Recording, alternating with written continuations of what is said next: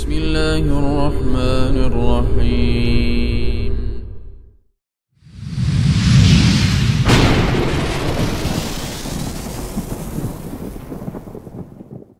Bismillahirrahmanirrahim. Assalamualaikum warahmatullahi wabarakatuh. Alhamdulillah, wassalatu wassalamu ala rasulillah wa ala alihi wa sahbihi wa man sara ala nahjihi ila yaumiddin wa sallama tasliman katsiran, amma ba'du. Segala puji bagi Allah Subhanahu wa taala yang telah memberikan kita nikmat yang langka di zaman yang penuh fitnah ini, yaitu nikmat diberikan taufik, kemudahan untuk menuntut ilmu, untuk pergi ke majlis yang paling dicintai oleh Allah Subhanahu wa taala di muka bumi ini, untuk pergi ke tempat yang paling dicintai oleh Allah Subhanahu wa taala juga, yaitu rumahnya Allah Subhanahu wa taala. Salawat serta salam semoga selalu tercurahkan kepada Nabi besar kita Nabi Muhammad sallallahu alaihi wasallam, kepada para sahabatnya, istri-istrinya, para ahlul bait, dan siapapun itu yang mengikuti jejak sunnahnya hingga akhir zaman nanti. Jamaah yang semoga dirahmati oleh Allah Subhanahu wa taala, insyaallah kita akan membuka pembahasan baru tentang nawaqidul Islam, yaitu pembatal-pembatal keislaman, yang mana dua pertemuan sebelumnya kita sudah membahas tentang indahnya agama Islam, yang mana di situ kita sebutkan dari mana asal usulnya agama Islam itu, sumbernya agama Islam dan sebagainya macamnya. Tentang sempurnanya agama Islam, tidak bisa ditambah dan tidak bisa dikurangi. Tentang syariat yang artinya adalah peraturan, yang mana dimanapun ada peraturan pasti di situ ada hukuman, ada reward, ada penghargaan. Hukuman ini akan ada untuk siapa saja yang melanggar peraturan itu. Begitu juga dalam agama Islam. Ada pembatal-pembatal agama Islam, yang mana yang namanya pembatal ini berarti mengeluarkan seseorang dari agama Islam. Akan tetapi, ada beberapa hal yang perlu kita sampaikan sebelum kita masuk ke pembatal-pembatal keislaman tersebut. Dan hal ini banyak sekali di antara kita yang salah kaprah dalam menyikapinya. Yang mana yang pertama, sebelum kita masuk ke pembatal keislaman,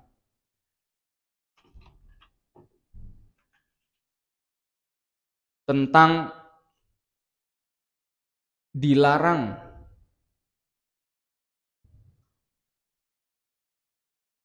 bermudah-mudahan mengkafirkan seorang Muslim. Ini titik yang paling urgen sebelum kita mempelajari pembatal keislaman. Ya. Bahkan Syekhul Islam Ibnu Taimiyah berkata bahwa seseorang masuk Islam itu dengan keyakinan. Maka ketika antum mengeluarkan seseorang dari agama Islam, maka harus dengan keyakinan. Nah, keyakinan ini harus dibuktikan dengan dua sumber agama Islam, yaitu apa? Al-Quran dan hadis. Nggak boleh sembarangan. Kata Rasulullah sallallahu alaihi wasallam, "Man shalla salatana," barang siapa yang salat dengan salatnya kami, "wastaqbala qiblatana," dan menghadap kiblatnya kami, "wa akala dhabihatana," dan memakan sesembelihan kami, maka ia berada di zimmatullah wa rasulih, dia berada di atas jaminannya Allah dan Rasulullah SAW. Fala tukhfiru zimmatullah, maka kalian gak boleh membatalkan jaminannya Allah itu, tanggungannya Allah. Artinya gak boleh sembarangan. Jadi ini yang paling pertama diwanti-wanti, gak boleh setelah kita belajar pembatal keislaman tahu-tahu ada ya kafir. Nah, nggak boleh. Karena ini pembahasan yang paling urgent. Karena ada yang mengatasnamakan bagian dari kita, istilahnya mengatasnamakan ahlus sunnah, tapi ternyata mereka tidak mengikuti jejak ahlus sunnah. Isi kajiannya isinya nyebut-nyebut nama ustadz.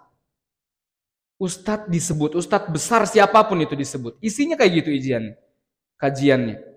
Anak pernah dengar kajiannya, mohon maaf. Misalnya ada satu ustadz di Bogor, ustadz tetua kita, ustadz sesepuh ya. Misalnya namanya A. Isi kajiannya apa? A itu munafik. Isi kajiannya gitu, ustadznya ngomong kayak gitu. Si A itu munafik.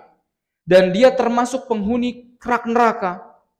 Karena dia mengikuti khawarij. Isinya kayak gitu kajiannya. Jadi dia yang mengkafirkan. Nah, setelah ini, setelah nomor 1, poin nomor 2 juga nggak kalah pentingnya. Pengkafiran dalam bahasa Arab namanya takfir. Nah, takfir, pengkafiran itu ada 2. Ada takfir muayyan atau mutlak dulu. Takfir mutlak dan takfir muayyan. Mutlak dan muayyan. Mengkafirkan secara mutlak dan mengkafirkan secara muayyan personal. Ini kita artikan personal. Jadi mengkafirkannya langsung menuju orang tertentu. Nah, ketika kita membahas ilmu tentang nawaqidul Islam, pembatal-pembatal keislaman, atau sesuatu yang dapat mengeluarkan seseorang dari agama Islam, yang kita bahas itu yang mana? Yang mutlak atau yang personal? Yang kita bahas adalah yang mutlak. Nah, apa bedanya? Yang mutlak ini membahas tentang perbuatan, perkataan, keyakinan, ya, apalagi? Perbuatan, perkataan, keyakinan, atau pelaku, tapi secara umum. Ini, contoh, barang siapa, misalnya, yang mengatakan bahwa Allah itu ada 3, maka dia masuk neraka, maka dia kafir. Nah, barang siapa yang mengatakan, berarti lagi ngebahas tentang perkataan. Atau pelakunya secara umum, barang siapa yang melakukan A, maka dia kafir. Nah, melakukan A, maka dia kafir. Dan yang harus kita bahas dari Al-Quran atau dari hadis. Dan ini bukan menuju kepada orang tertentu. Karena apa? Pertama, yang bisa melakukan takfir muayyan kepada personal, kepada orang tertentu, ini hanya para ulama saja. Dan kita bukan ulama. Atau para hakim, para qadhi. Nggak boleh ada personil yang bikin kajian, isinya mengkafir-kafirkan orang. Padahal mereka nggak tahu dhawabit itu takfir. Dhawabit itu kaidah-kaidah. Seseorang bisa mengkafirkan kalau ada syarat-syaratnya, kalau penghalang-penghalangnya nggak ada. Ini yang jadi masalah. Ini kesebar. Dan ini justru membuat jelek nama baik kita. Nama baik yang mengatasnamakan sunnah. Kalau antum dengar kajiannya isinya syubhat. Dan antum bakal, oh iya juga karena yang disampaikan tuh hadis. Ketika didengar, oh iya ya. Oh ya kafir berarti ustadz ini. Antum bakal begitu. Karena anak pun yang sudah belajar ketika dengar, kena syubhatnya. Setelah itu anak cari hadisnya. Cari dhawabitnya, ternyata salah mereka. Dan itu bahaya. Nah, secara personal ini yang bisa hanyalah ulama. Begitu. Waktu itu kita pernah bahas tentang bagaimana menyikapi kesalahan. Kalau ada hadis yang menyebutkan seseorang ini dilaknat, kalau ada hadis menyebutkan seseorang ini termasuk dosa besar atau di neraka, yang bisa menentukan hukuman itu siapa? Allah Subhanahu wa taala, bukan kita. Walau hatta dosa apapun yang ada di hadapan kita. Kita ngelihat ada orang berbuat dosa besar, nggak boleh kita hukumin. Nah, seperti itu. Nah, sekarang setelah kita membahas tentang takfir muayyan dan takfir mutlak, yang jadi dosa besar adalah kalau kita mengkafirkan seseorang tanpa dalil, tanpa bukti yang nyata, maka itu akan menjadi dosa yang sangat besar. Bahkan kata Rasulullah SAW, ayyuma rajul, tidaklah seseorang qala li akhihi ya kafir, seseorang ini berkata kepada saudaranya wahai kafir, illa ba'a ahaduhuma, kecuali kafirnya ini kembali kepada salah satu dari keduanya. Kalau orang ini enggak kafir. Tapi kata para ulama di sini bukan berarti orang yang bilang ya kafir langsung kafir. Ini sebagai ancaman saja. Ingat, kita lagi ngebahas tentang mengkafirkan orang muslim. Bukan orang yang jelas-jelas kafir, misalnya orang-orang di luar agama Islam, selain Islam, orang-orang kafir. Itu udah jelas. Kita lagi ngebahas mengeluarkan, yang bisa mengeluarkan seseorang dari agama Islam. Nah, penyebab orang-orang bisa mudah mengkafirkan,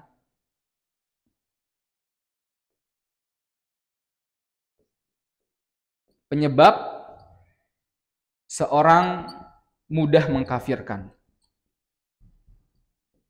Yang paling besar sebabnya ada dua. Yang pertama adalah karena kejahilan. Ya, sebagaimana kata Rasulullah SAW dalam suatu hadis mensifati para khawarij.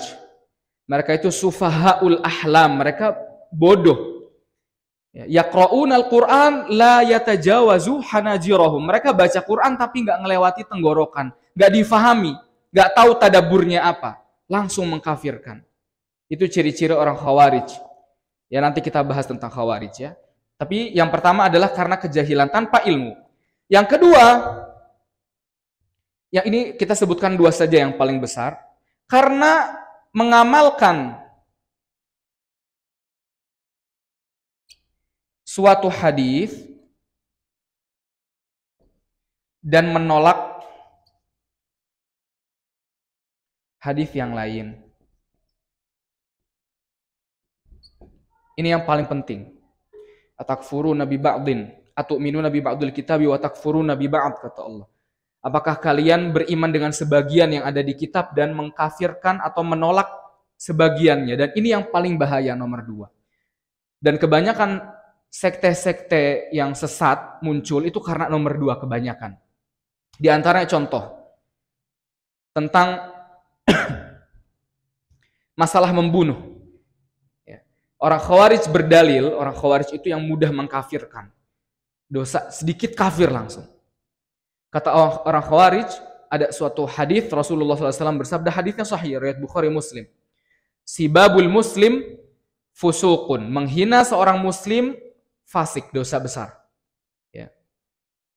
Wa qitaluhu kufrun, dan membunuh seorang muslim itu sesuatu kekufuran. Artinya kalau ngebunuh muslim langsung kafir. Nah, kalau secara pertama kali ya, secara letterlek ya begitu, berarti orang ngebunuh langsung kafir.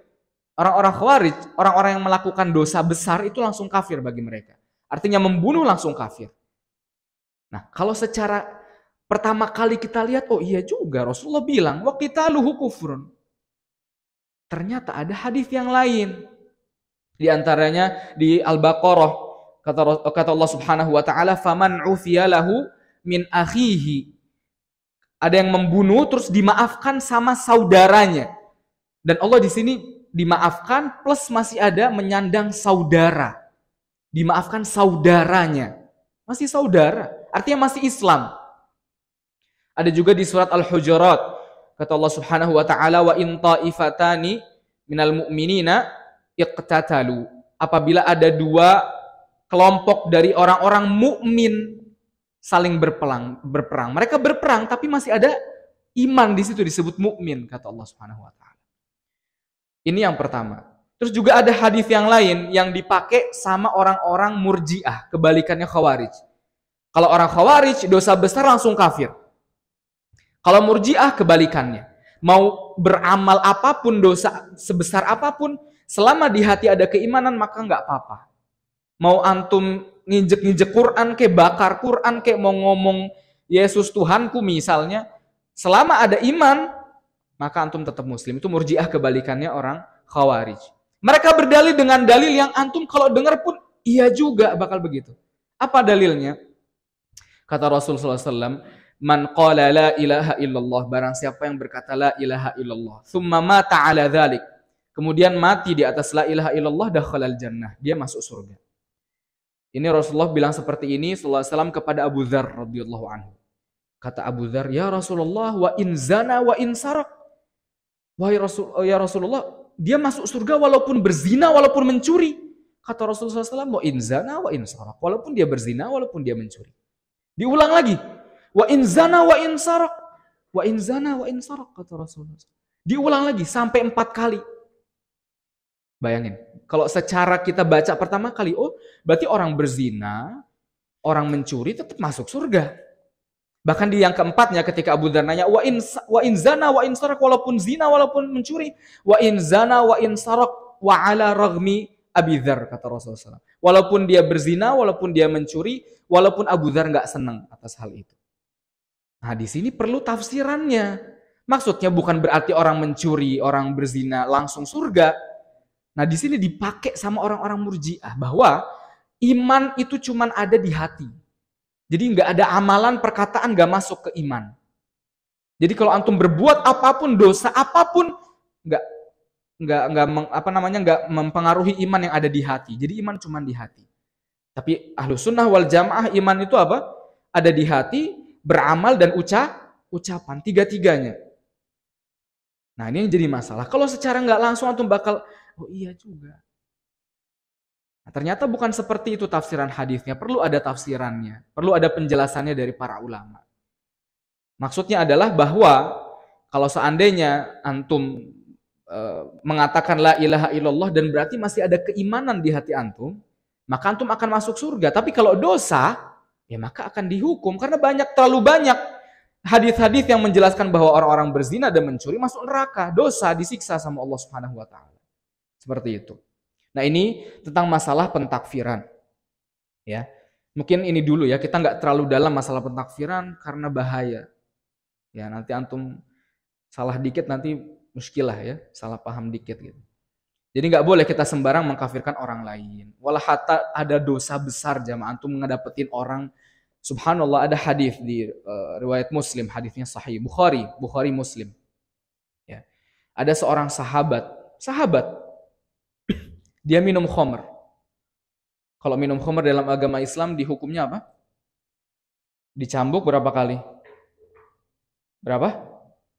40 kali. Dicambuk 40 kali. Dan cambukannya bukan cambukan pakai sapu lidi, beda.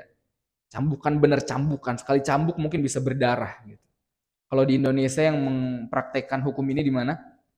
Di Aceh. Ya antum boleh tuh lihat praktekannya gimana hukumnya, hadnya. Nah, intinya ada seorang sahabat minum khamar terus dicambuk. Terus dia disuruh tobat, dia tobat, minum khamar lagi dicambuk lagi. Dia tobat, minum khamar lagi dicambuk lagi. Sampai 3 kali. Dan para sahabat yang menyaksikan eksekusi itu, mereka berkata, Allahumma la'anhu. Ya Allah laknat dia, ini tukang minum khamar. Rasulullah SAW, la tal'anu. Jangan kalian melaknat dia. Fa wallahi ma alimtu illa wa huwa yuhibbullah wa rasuluh, kata Rasulullah SAW. Demi Allah aku nggak tahu kecuali dia itu mencintai Allah dan Rasulnya. Nah, ini pelaku minum khamar 3 kali berturut-turut. Mungkin orang-orang udah pada bosan ini ketika ada kabar mau dicambuk, apa sih fulan nih kayak gitu. Tapi kata Rasulullah SAW, jangan dilaknat. Jangan dilaknat. Dia mencintai Allah dan Rasul. Jadi ada hati di situ yang hanya Allah ketahui. Taib. Nah, kenapa penting kita mempelajari pembatal keislaman jamaah? Karena banyak di antara kita yang nggak tahu melakukan pembatal keislaman dan dia keluar dari agama Islam secara tidak sadar. Kembali lagi, refresh lagi tentang bagaimana hukumnya kita melakukan suatu dosa yang tidak kita ketahui. Dihitung nggak dalam agama Islam? Dihitung nggak? Udah lupa. Kalau ada orang berbuat dosa, Anda udah berkali-kali ini, Anda ingat di sini. Kita berbuat dosa atau seorang muslim berbuat dosa dan ia tidak tahu kalau itu dosa. Kira-kira dihitung nggak dosanya? Jawabannya dihitung. Kenapa dihitung? Karena menuntut ilmu hukumnya wajib. Hukumnya wajib. Dan Allah Subhanahu wa taala berfirman, fa'alhamaha fujuraha wa taqwaha. Sama Allah udah dikasih ilham. Kalau antum berbuat buruk, udah tahu ini buruk asalnya. Berbuat ketakwaan, tahu ini takwa. Udah dikasih akal. Kita udah pernah bahas tentang orang-orang yang dikasih uzur karena kebodohan mereka ada 2. Yaitu orang-orang mu'alaf yang baru masuk Islam. Ada orang mu'alaf misalnya ketika lagi sholat di masjid, orang pada ruku, dia rolling depan. Nggak tahu. Ya udah nggak dosa. Karena mu'alaf baru masuk Islam. Atau orang yang nggak ada akses ilmu ke daerahnya, orang-orang dusun, badui. Kalau kita, ya Allah, internet di mana-mana. Makanya ini internet jadi hujah nanti untuk kita. Allah Subhanahu wa taala berfirman di surat Az-Zumar, "Wa badalahum minallahi ma lam yakunu yahtasibun." Nanti di hari kiamat akan ditampakkan sama Allah amalan-amalan mereka, dosa-dosa mereka yang lam yakunu yahtasibun, yang sebelumnya mereka nggak sangka-sangka. Artinya, kok ini dosa? Oh, ini dosa rupanya. Siapa suruh nggak nuntut ilmu? Bahkan kata Rasulullah SAW, badiru bil a'mal, bersegeralah kalian beramal soleh, ya, fitanan kaqita'il laili mudliman, karena nanti akan muncul fitnah. Kita di zaman fitnah sekarang, fitanan yang seperti malam hari yang sangat gelap. Kita nggak tahu, nggak bisa ngelihat arah kalau gelap itu. Ini bener apa salah ya? Kita nggak tahu. Tapi disuruh beramal sama Rasulullah SAW. Yusbihur rajulu mu'minan wa yumsi kafiron. Paginya bisa mukmin, tapi pas sorenya apa? Kafir, dan sebaliknya. Tapi disebut fitnah, mudlim, gelap. Artinya ini orang nggak tahu ini mana yang benar ya. Mana nggak tahu. Karena dia ninggalin nutut ilmu tapi tetap disebut kafiron. Kafir kata Rasulullah SAW. Ini pentingnya kita untuk belajar nawaqidul Islam. Dan ini subhanallah ya. Ketika kita mendengar pembahasan nawaqidul Islam, kebanyakan di antara kita, ya ini mah tukang kafir, mengkafirkan orang lain begitu. Dan subhanallah ini disebut di seluruh buku fikih. Siapapun yang membahas buku yang menyandang dirinya sebagai madhab tertentu, baca itu buku, setiap madhab ada babur riddah, kitab murtad ada. Loh, kalau begitu kenapa Allah disebut di dalam Al-Quran orang-orang kafir banyak, orang-orang keluar dari agama Islam banyak disebut di Al-Quran. Kenapa kita anti ngebahas kafir? Karena kita sudah kemasukan pemikiran liberal yang bilang bahwa semua agama itu sama, Tuhan itu universal. Siapapun apapun agamanya, yang penting kita menyembah Tuhan satu, gimana pun caranya. Toleransi, sehingga mendengar kata kafir, oh ini keras, ini. No, ini kan kita lagi ngebahas peraturan, bukan ngebahas urusan jual beli, bukan. Bukan bahas pergaulan sehari-hari, peraturannya Allah. Yang buat peraturannya Allah, bukan ana. Yang kita sampaikan hadis, bukan sesuai hawa nafsu. Begitu pula dalam agama Islam. Dalam agama Islam kita hanya punya dua sumber, Al-Quran dan hadis, dan ijma' para ulama, kesepakatan para ulama. Dan di antara sumber-sumber akidah yang salah apa contohnya? Perasaan. Banyak di dalam Al-Quran disebut wala tattabi' ahwa'ahum. Jangan ikuti hawa nafsu, tapi ikuti syariat. Jangan ikutin hawa nafsu. Bahkan orang liberal berkata begini, syariatnya Rasulullah SAW itu sudah tidak relevan. Nggak bisa dipakai. Zamannya udah beda. Di zaman Rasulullah nggak ada teknologi, sekarang ada teknologi. Ini kata Ulil Absor, tokoh liberal. Dia bilang, Al-Quran ini sudah tidak relevan, nggak bisa dipakai. Maka kita harus membuat hukum baru yang sesuai sama zaman kita. Kata Imam Malik rahimahullah, ya laita syi'ri bi'aqli man yuzanul kitab. Kata Imam Malik, aduhai, dengan akalnya siapa Al-Quran akan ditimbang. Nah, kalau misalnya kita berijtihad, harus membuat hukum baru, pakai akalnya siapa sekarang rujukannya? Kan manusia akal beda-beda. Nah, muncul berarti akidah yang salah dari akal, itu nggak bisa. Karena bagi kita saat ini nggak masuk akal, nanti bisa masuk akal. Ataupun sebaliknya. Kayak antum kalau kembali ke 1000 tahun yang lalu, disebut ada orang video call, Majnun ente video call, gimana ceritanya? Sekarang pakai surat. Tapi kalau sekarang masuk akal. Bahkan antum kalau ditanya gimana orang bisa ngelihat dari jauh video call, ditanya gimana jawabnya? Ada yang bisa jawab? Bingung. Anak pun dikasih tahu katanya ada sinyal, ada, ya nggak ngerti. Ya ujuk-ujuknya nongol gitu kan teknologi. Kalau dijelasin mungkin antum nggak tahu. Kalau dimasukin akal nggak masuk akal, tapi ada. Karena akal kita terbatas. Ada juga sumber akidah yang salah, diantaranya tradisi. Dan ini kuat. Tradisi kuat. Terutama Indonesia yang bineka tunggal ika, macam-macam suku. Subhanallah. Bahkan ada kota yang terkenal ulama di situ tapi tradisinya masih ada, tradisi yang tidak sesuai dengan syariat, yang melanggar syariat Allah masih ada di situ. Ada juga yang mengambil sumber akidah dari mimpi. Ini sampai jam berapa kita nggak masuk pembahasan nih. Ada yang melalui apa? Melalui mimpi. Sehingga mereka berpikir bahwa mimpi itu adalah ilhamnya Allah. Ilham. Ilham bikin syariat. Siapa? Nggak ada ilham sendiri. Bisa-bisanya ilham bikin syariat. Subhanallah. Baru disebut ini ada pesan dari Ustadz Ilham. Pas banget, subhanallah.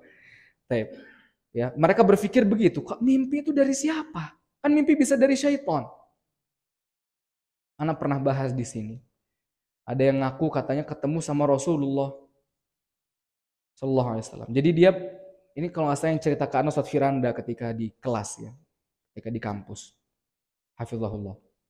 Ada yang bilang ketika beliau di Papua, kata Ustadz Firanda, ada orang yang bilang ke Ana, Ustadz sebenarnya Ana udah lama mimpi ketemu Rasulullah SAW. Tapi Ana nggak pernah cerita. Kata Ustadz Firanda, kenapa nggak pernah cerita?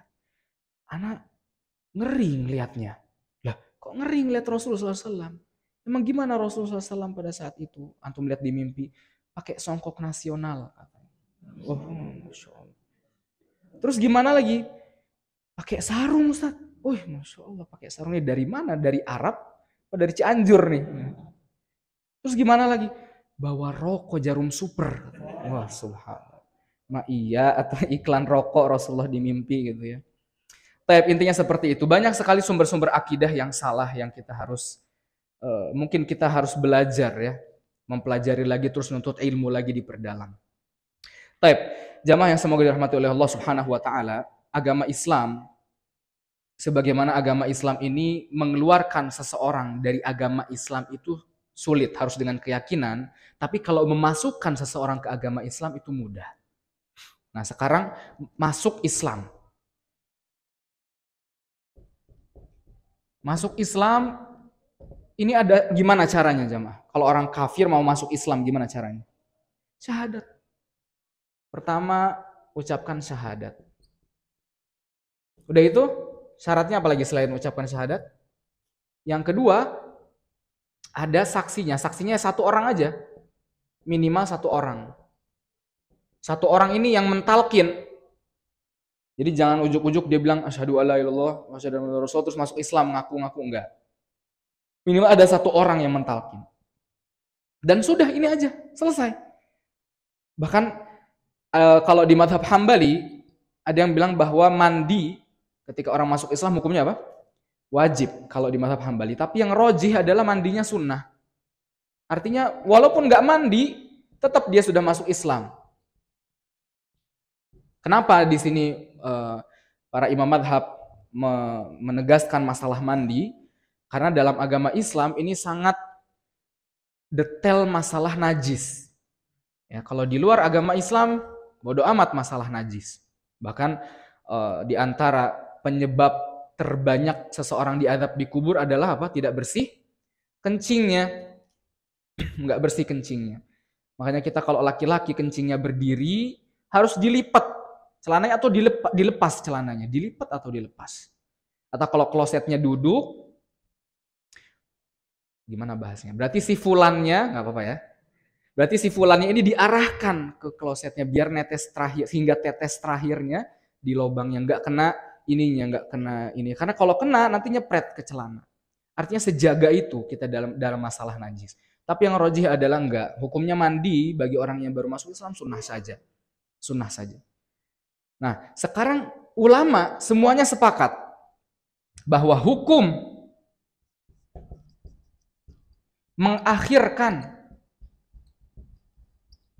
seorang yang mau masuk Islam ini adalah dosa. Dosa besar. Bahkan Imam An-Nawawi rahimahullah pernah menukilkan ada ulama yang bilang kafir. Artinya maksudnya gimana? Kalau misalnya ada orang yang bilang begini. Afwan Ustadz, anak ingin masuk Islam. Oh nanti dulu. Nah, bilang nanti dulu, kata Imam An-Nawawi rahimahullah, itu tandanya dia ridho atas kekafirannya. Karena bisa jadi nanti dulu terus dia jalan, tahu-tahu ketabrak mobil misalnya. Berarti dia mati dalam keadaan kafir karena sebab antum yang menunda dia masuk Islam. Walaupun itu pendapatnya perlu kita diskusikan lagi ya.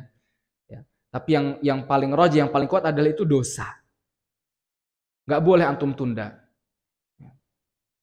Atau enggak gini, enggak harus di masjid ya. Enggak harus di masjid. Orang sekarang menyangka bahwa orang masuk Islam itu harus di masjid, disaksikan orang, biar momentumnya indah. Bahkan orang yang mau masuk Islamnya yang kayak gitu. Dibilang, Afwan mau masuk Islam misalnya. Mau masuk, oh ya boleh, insya Allah silakan langsung syahadat, anak bimbing. Oh enggak, pengen di masjid nanti zuhur.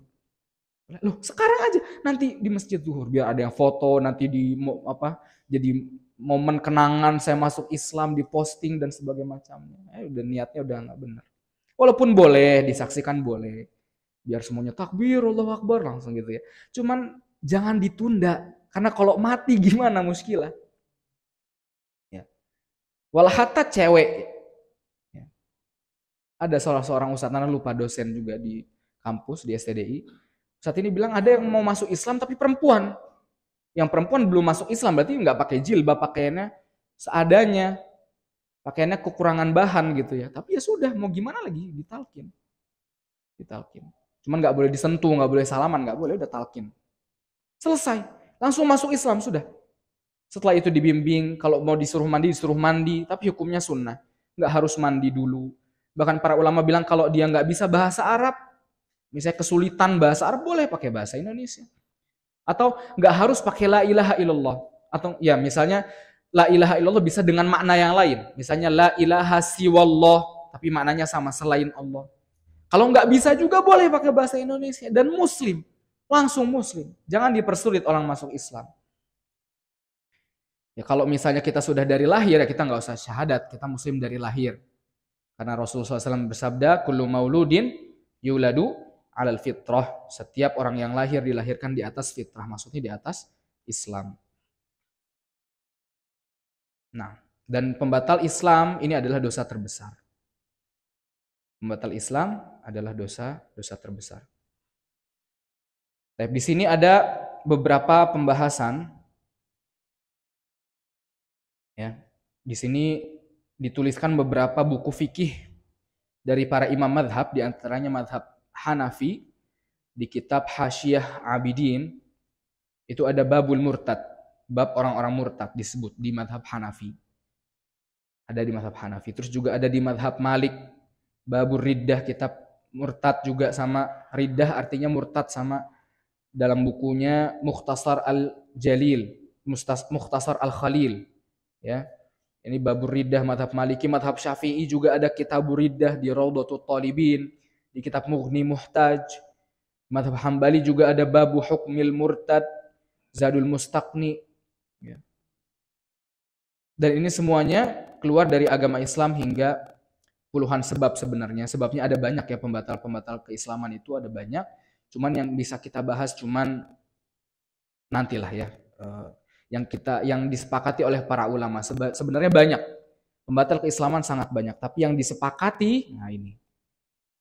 Nah, sekarang kita akan masuk ke beberapa klasifikasi pembatal keislaman. Ini terakhir ya, karena lagi azan. Klasifikasi pembatal keislaman. Pembatal keislaman ini bisa dengan pertama perbuatan. Yang kedua bisa dengan perkataan. Yang ketiga dengan keyakinan. Yang keempat dengan keraguan gitu ya. Yang kelima bisa dengan at-tarku, meninggalkan atau menolak. Meninggalkan. Nah, ini klasifikasinya secara umum ada 5, tapi nanti kita akan bahas di pertemuan selanjutnya insya Allah. Baik, itu saja mungkin ya. Ada yang mau ditanyakan? Iya, tafadhol. Assalamualaikum warahmatullahi wabarakatuh.